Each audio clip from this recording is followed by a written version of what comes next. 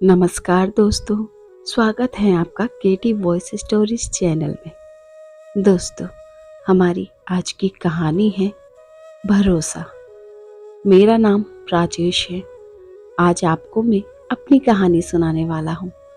मेरे घर के ठीक सामने एक लड़की आई। वो अपने मामा के घर पर आई थी। उसका नाम दिया था।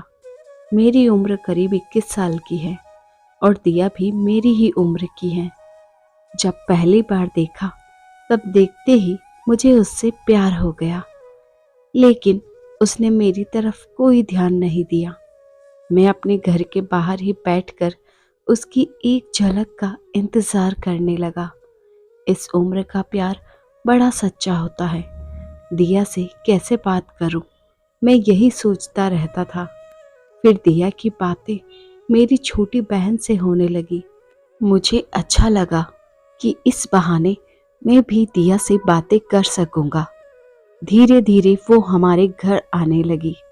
मैं भी कभी कभी उसकी तरफ देखकर मुस्कुरा देता था और बदले में उसकी मुस्कुराहट पाकर मुझे इतनी खुशी होती थी।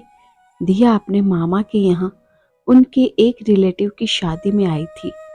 दिया मेरी बहन के साथ शादी की शॉपिंग करने जाया करती थी। मैं भी उनके साथ रहता था। मेरे लिए अब यह सब एक सपने जैसा ही था कि दिया के साथ मैं घूम रहा हूँ, उससे बातें कर रहा हूँ। मैं प्यार में उड़ने लगा था।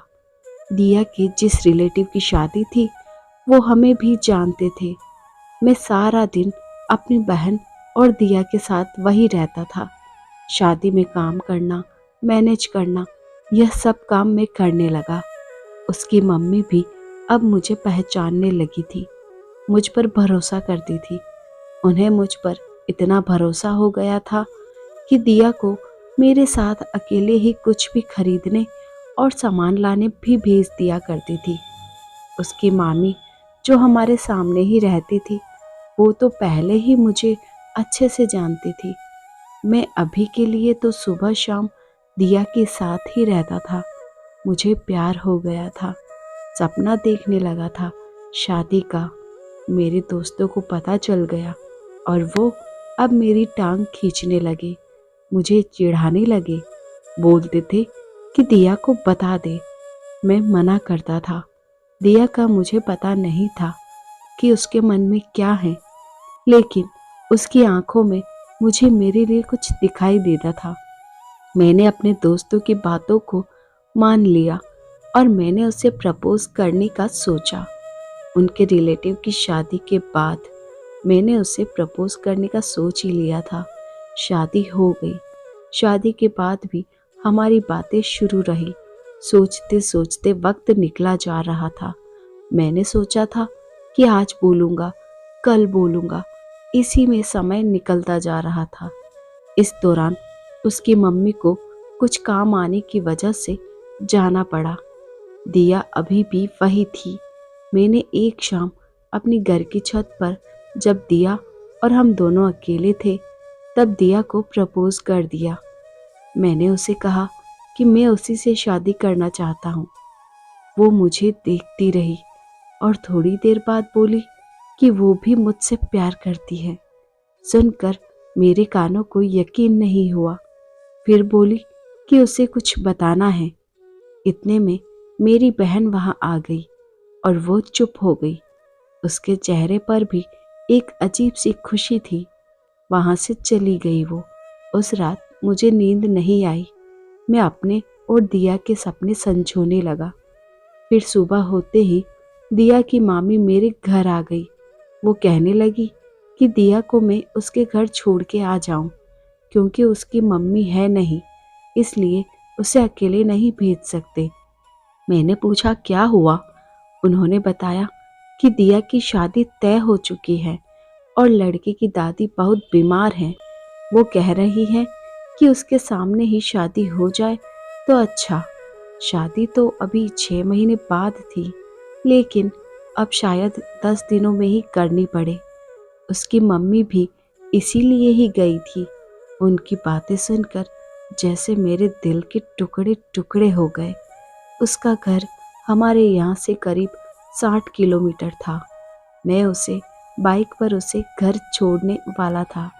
मैंने भी सोचा कि मैं इतने दिन रुका, एक रात और रुक जाता तो दिया को पता नहीं चलता और ना ही मुझे कि वो मुझसे प्यार करती हैं।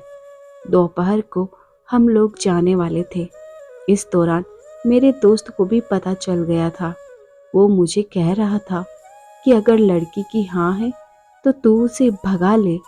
मैं बाइक लेकर तैयार था। वो अपना छोटा सा बैग लेकर आई और पीछे बैठ गई। बाइक में चला रहा था और मेरे मन में कई ख्याल थे। मेरे दोस्त ने जो बोला था वो भी मैं सोच रहा था। उसने जिस तरह से मेरे कंधे पर हाथ रखा था, मुझे पता लग गया था कि उसके दिल में भी शायद यही चल रहा है। लेकिन हम दोनों ही चुप थे। खामोशी हमारी मजबूरी बयां कर रही थी। उसकी मम्मी और उसकी मामी को मुझ पर इतना विश्वास था कि उन्होंने अकेले ही इसे मेरे साथ भेज दिया। मेरे प्यार पर उनका विश्वास भारी पड़ गया था। मैंने उसे उसके घर छोड़ दिया। बाइक से वो नीचे उतरी। उसकी मम्मी मेरे आते ही मुझे देखकर कहने लगी, चल अंदर चल, धूप में इतना चलाकर लाया है। खाना खाए बिना उन्होंने मुझे आने नहीं दिया। उसके बाद मैं वहाँ से निकल गया। वहाँ से निकलने के बाद मेरे अंदर एक अजीब सी शांति थी। मुझे बहुत अच्छा लग रहा था। जब कभी कोई हमें अपने दिल में, अपने घर में जगह देता है, तब हमारा फर्ज होता है उनके विश्वास को ना तोड़ा जाए, वरना कोई किसी पर भरोसा नहीं करेगा। धन्यवाद दोस्तों। आई होप आपको हमारी ये छोटी सी प्यार भरी कहानी पसंद आई होगी। ऐसी और कहानियाँ सुनने के लिए बने रहिए हमारे चैनल पर और हमें अपना प्यार और सपोर्ट देते रहिए। और वीडियो को लाइक शेयर कीजिए, बेल आइकन प्रेस कीजिए, चैनल को सब्सक्राइब कीजिए। Thanks for watching.